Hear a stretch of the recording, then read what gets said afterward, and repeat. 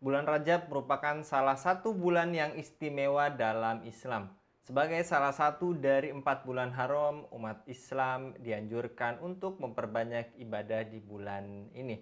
Sebagai salah satu momentum meningkatkan ketakwaan, amalan di bulan Rajab memiliki pahala yang berlipat ganda. Selain bulan yang dimuliakan dalam Islam, Rajab juga memiliki termasuk di antara bulan-bulan yang di dalamnya terdapat banyak peristiwa penting yang menunjukkan kemuliaan umat Islam. Mengapa bulan Rajab dianggap sebagai bulan yang mulia dalam Islam? Apa yang membedakan dari bulan-bulan lainnya? Untuk membahasnya kami terhubung dengan Kiai Haji Heru Laode Elyasa dari Forum Tabayun. Kita sapa terlebih dahulu. Assalamualaikum warahmatullahi wabarakatuh Pak Kiai. Waalaikumsalam warahmatullahi wabarakatuh. Baik, pakai terkait bulan Rajab yang juga momentum untuk mengembalikan kemuliaan umat. Menurut Pak Kiai, mengapa bulan Rajab dianggap sebagai bulan yang mulia dalam Islam? Lantas, apa yang membedakannya dari bulan-bulan lainnya, Pak Kiai? Ya, pertama saya ucapkan salam kepada Mas Anggi dan pada para pemirsa yang dirahmati oleh Allah. Dan kita bersyukur diberikan kenikmatan mendapatkan bulan Rajab pada tahun ini. Nah, dan bulan Rajab ini merupakan salah satu daripada bulan haram. Ya. Ada 12 bulan dalam satu tahun. Kemudian ada 4 bulan yang kategorinya adalah bulan haram. Ya. Yang pertama adalah bulan Zulqa'dah, kemudian bulan Zulhijjah, kemudian bulan Muharram dan bulan Rajab. Sehingga 4 bulan ini adalah bulan yang dimulakan oleh Allah Subhanahu Wa Taala.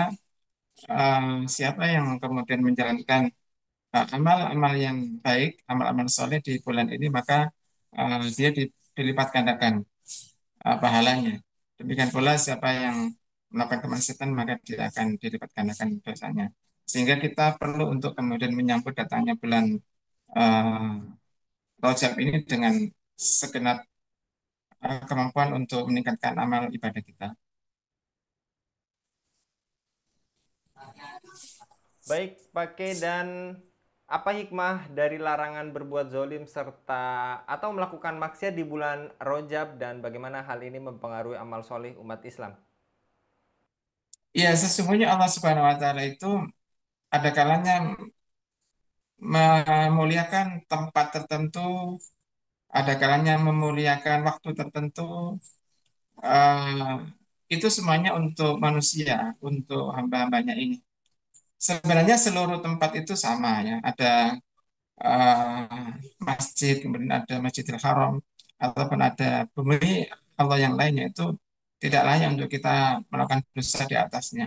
Akan tetapi tempat-tempat tertentu itu dimuliakan oleh Allah sehingga kemudian ketika kita menjalankan amal baik di dalamnya, maka dilipat gandakan eh, pahalanya. Ya. Orang sholat di masjid sama orang sholat di rumah beda pahala. Orang sholat di Masjidil Haram, Masjid Nabawi, ataupun di rumah beda pahalanya. Demikian malah waktu, ada kalanya waktu itu lebih utama daripada waktu yang lainnya.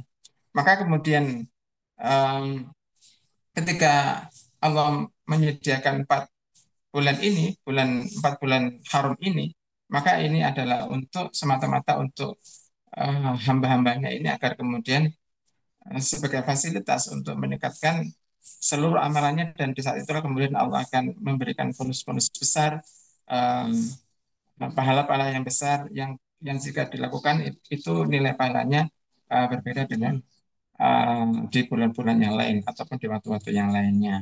Jadi maka kita punya kewajiban untuk kemudian memanfaatkan bulan ini dengan segala amal ibadah yang baik. Dan dalam hadis tentang 4 bulan haram, bulan Rajab juga disebut sebagai bulan yang penuh keberkahan. Apa saja amalan baik yang dianjurkan untuk dilakukan pada bulan ini, Pak Kiai? Ya, sebenarnya seluruh amal baik bisa kita lakukan. Ya. Eh, Tadi saya jelaskan tidak hanya terkait di bulan ini, tetapi kemudian di bulan ini menjadi satu penekanan. Ya. Seperti misalnya puasa, kemudian qiraatul Quran kita kita lebihkan, ya. Kita perbanyak dibandingkan dengan kesempatan yang lainnya. Kemudian kita bisa bersedekah, kemudian kita bisa, dan ini yang paling penting, karena tegaknya agama ini salah satunya adalah dengan tegaknya dakwah. Maka di bulan ini itu selayaknya kaum muslimin eh, menggenjot kembali semangatnya untuk menyampaikan amar ma'ruf dan nahi mungkar. Demikian pula menjalankan jihad fi sabilillah. Itu juga menjadikan momentum yang terbaik pada bulan seperti ini. Kemudian ada apa saja peristiwa besar yang terjadi dalam sejarah Islam yang berhubungan dengan bulan Rajab ini, Pakai? Lantas bagaimana peristiwa tersebut mencerminkan kemuliaan umat Islam? Ini menjadi menarik ya bagi kita. Eh, Barangkali di antara kaum muslimin ini, kalau ditanya tentang bulan Rajab, itu yang teringat itu adalah Isra Mi'raj. Dan memang itu tidak salah. Ini hal yang sangat penting, ya, hal yang sangat besar. Bagaimana ketika Nabi mendapatkan wahyu langsung eh, diperjalankan oleh malaikat Jibril menghadap kepada Allah Subhanahu wa taala, kemudian menerima perintah sholat 5 waktu. Dan sholat 5 waktu itu adalah merupakan tiang daripada agama ini. Menjadi penentu baik dan buruknya seorang muslim itu adalah bagaimana dia menjalankan sholatnya.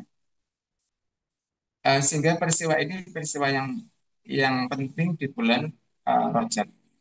Kemudian peristiwa yang besar berikutnya itu adalah Perang Tabuk. Ya, Perang Tabuk itu terjadi pada tahun ke-9 Hijriah.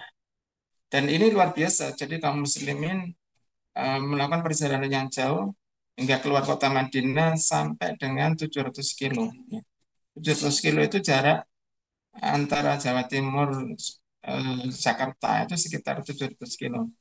Dan tentu kita bisa bayangkan bagaimana medan rutenya, kemudian kendaraan yang dipakai, melakukan perjalanan yang sangat jauh dan tidak tidak ringan, ya. Yang dihadapi adalah negara superpower pada saat itu, yaitu negara Romawi Timur.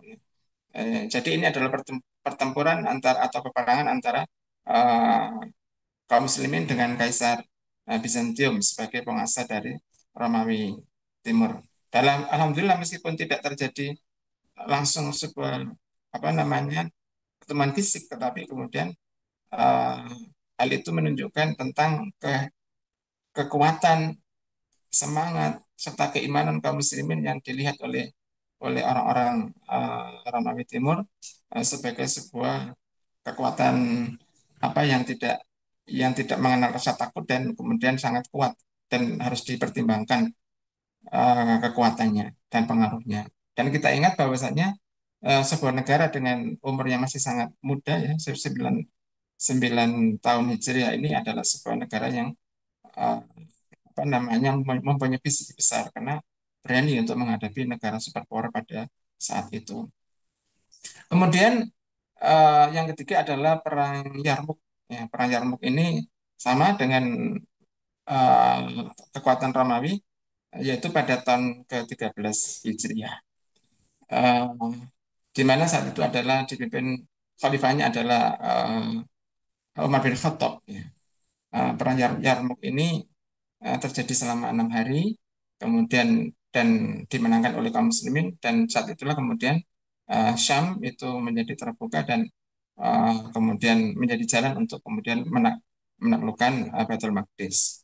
Kemudian yang ketiga adalah pembebasan Baitul Maqdis. Ini terjadi pada tahun 15 Hijriah, ya, yang dipimpin oleh Abu Ubaidah ibn Jarrah. Dan kemudian di saat itulah kemudian kunci daripada Masjid Nabawi, Baitul Maqdis itu diserahkan kepada beliau, kepada Khalifah Umar bin Khattab. Masih kemudian terjadi di bulan Rajab, yaitu eh, karena ini kan terjadi dinamika yang begitu apa namanya silih berganti ya. Dan Baitul Maqdis dikuasai kaum muslimin, kemudian dikuasai oleh kaum salib dan begitu terus. Kemudian pada tahun ya 1187 Masehi itu eh, ketika selama 88 tahun Baitul Maqdis dikuasai oleh kaum salib, ini kemudian mampu dibebaskan oleh Sultan Salahuddin Al-Ayyubi. Jadi ketika peristiwa itu ya, peristiwa itu ya eh, berkenaan dengan Baitul Maqdis, dan ini menjadi satu sejarah yang tidak bisa dilupakan bahwasanya Rajab ini akan mempunyai hubungan yang sangat erat dengan Baitul Maqdis ataupun Masjidil Aqsa yang saat ini lagi dikuasai oleh bangsa Yahudi. Kemudian Pak Kiai, apa pelajaran yang bisa diambil dari peristiwa-peristiwa penting yang terjadi pada bulan Rajab seperti yang kita ketahui bersama Isra Mi'raj, Perang Yarmuk, dan pembebasan Baitul Maqdis, serta yang tadi Pak Kiai telah jelaskan bagi umat Islam masa kini? Ya, tentu eh, terkait dengan Isra Mi'raj ini kita sudah mafhum bahwasanya eh, ini adalah peristiwa yang tidak boleh kita lupakan, dan uh, terus untuk meningkatkan ibadah kita, ya, ibadah mahdoh kita, disampaikan dengan ibadah-ibadah yang lainnya. Sebagai sebuah amal individu ini bisa kita lakukan. Yang kedua, berikutnya adalah tentang bagaimana menunjukkan kekuatan. Kalau kemudian kaum muslimin pada masa tersebut di umur yang sangat muda, negara yang sangat muda itu mampu untuk berkiprah di dunia internasional sebagai Adawatul Ula yang dipimpin sendiri oleh baginda Nabi, kemudian dipimpin oleh uh, Khalifah Umar bin Khattab, Salahuddin Al-Ayyubi dan seterusnya. Ini menunjukkan bahwasanya kekuatan kaum muslimin itu tidak akan pernah bisa dipatahkan kecuali kalau mereka mempunyai kekuatan. Maka pada kesempatan tahun ini, bulan Rajab tahun ini, hendaklah kita kaum muslimin kemudian mengambil kembali semangat perjuangan, kemudian menyatukan kembali umat, merebut kembali Baitul Maqdis yang saat ini sedang dikuasai oleh Yahudi Israel ya. Maka kemudian momentum itulah yang seharusnya kemudian dijadikan sebagai satu momentum untuk menyatukan umat, mengembalikan kekuatan, dan kekuatan itu adalah kekuatan khilafah yang akan mampu uh, menghimpun seluruh kekuatan, kemudian memobilisir seluruh kekuatan untuk membebaskan kembali kota Palestina ya, yang di dalamnya ada Baitul Maqdis. Baik, Masya Allah pakai untuk pemaparannya pada kabar petang kali ini. Semoga Rajab menjadi momentum untuk mengembalikan kemuliaan umat yang hakiki. Jazakallah sekali lagi Pak Kiai, mudah-mudahan senantiasa dilindungi oleh Allah Subhanahu wa taala dalam setiap aktivitasnya.